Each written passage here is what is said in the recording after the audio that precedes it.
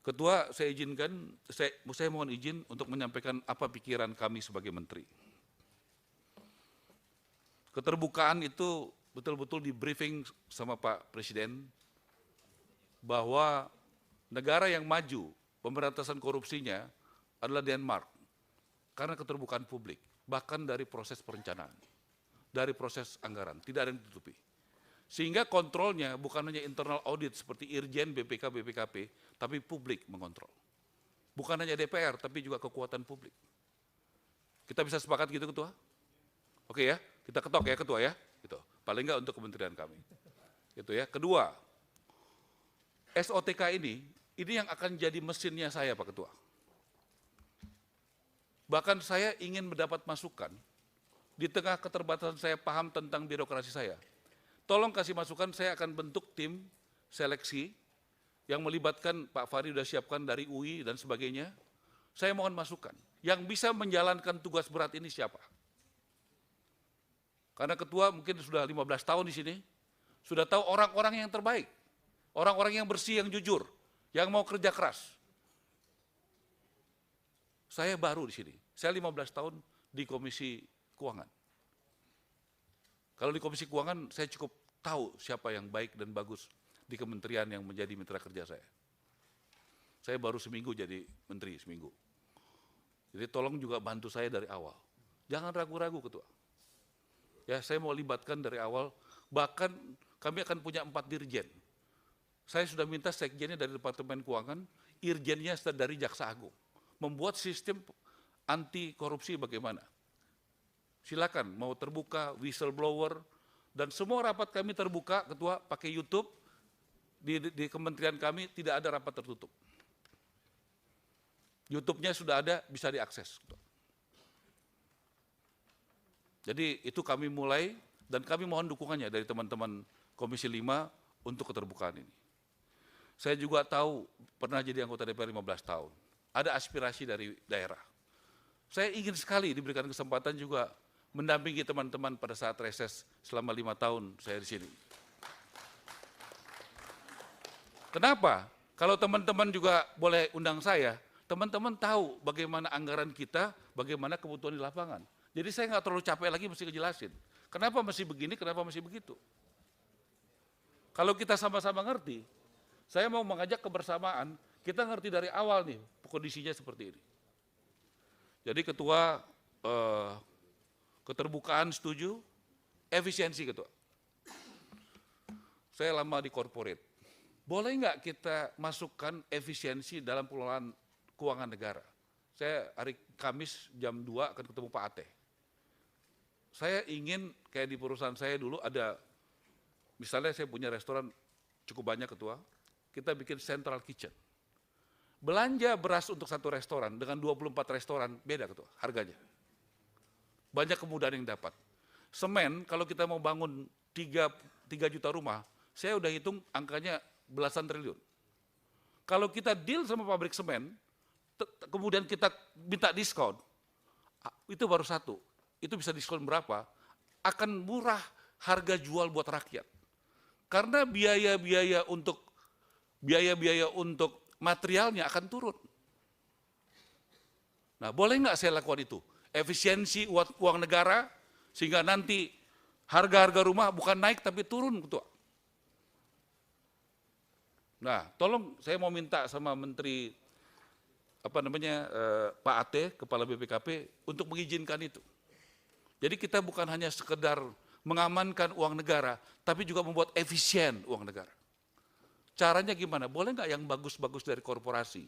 Central purchasing. Ada ratusan bahan material properti untuk rumah, Ketua. Ketua pasti tahu dan teman-teman. Kalau itu kita bisa bikin satu, itu akan terjadi penghematan yang luar biasa. Boleh nggak diizinkan oleh anggota DPR, saya melakukan penghematan? Bukan hanya mengamankan uang negara. Supaya apa tujuan saya? Supaya harga rumah turun dan uangnya bisa, jadinya pembeli rakyat bisa membeli rumah dengan harga lebih murah. Kemudian soal tanah, Ketua. Saya punya konsep, tanah itu dari sitaan. Saya sudah ketemu Jaksa Agung, di Banten saja ada 1.000 hektar. Dan Jaksa Agung siap menyerahkan, saya sudah bicara dengan Dirjen Menteri Keuangan, kita akan ketemu bagaimana tanah ini bisa digunakan sama rakyat.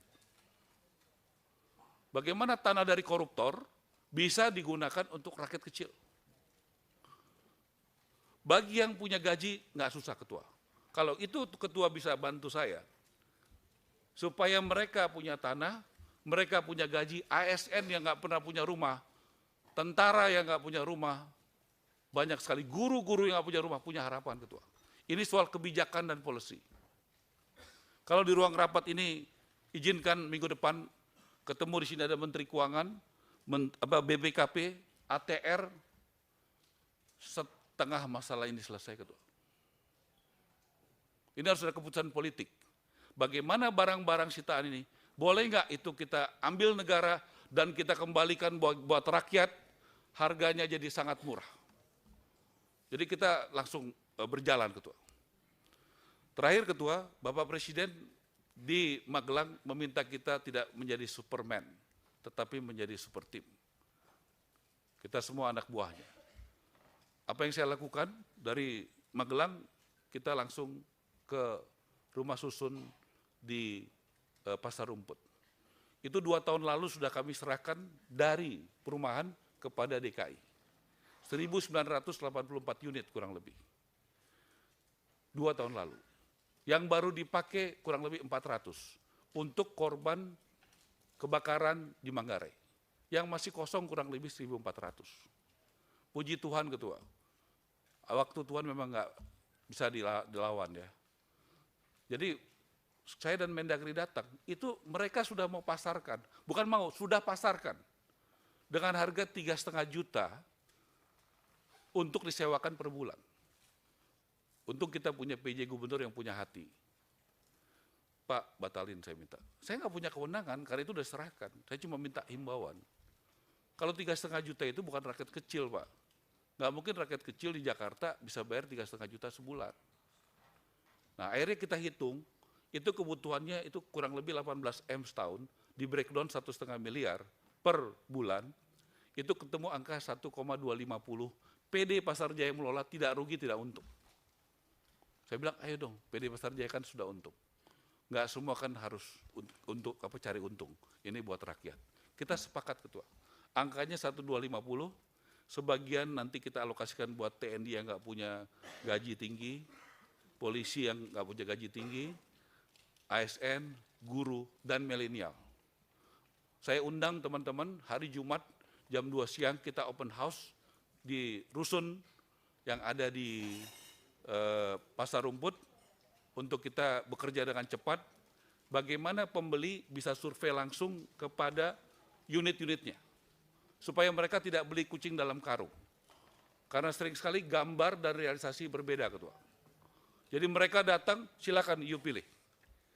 Dan kemudian kita melakukan transaksi. Terakhir saya minta subsidi silang, kalau misalnya ada anak-anak muda milenial yang ada sekitar Tamrin, Sudirman, itu kan membuat kemacetan. Kalau mulai kita buat gerakan, bagaimana rumah mendekati kantor mereka. Jadi jangan mereka tinggalnya di Depok, di Bogor, lama, tidak efisien, dan macet. Maksud saya, itulah langkah-langkah kami hanya mau bekerja, tidak mau lain, dan tanpa dukungan DPR, saya tahu, saya anggota DPR 15 tahun, semua tidak akan berhasil. Mohon Bapak Ibu mendukung, dan inilah keberhasilan bersama. Bagi kami, pemerintahan ini berhasil kalau DPR mendukung, khususnya Komisi 5, bekerja sama dari awal bersama kami. Terima kasih. Wassalamualaikum warahmatullahi wabarakatuh.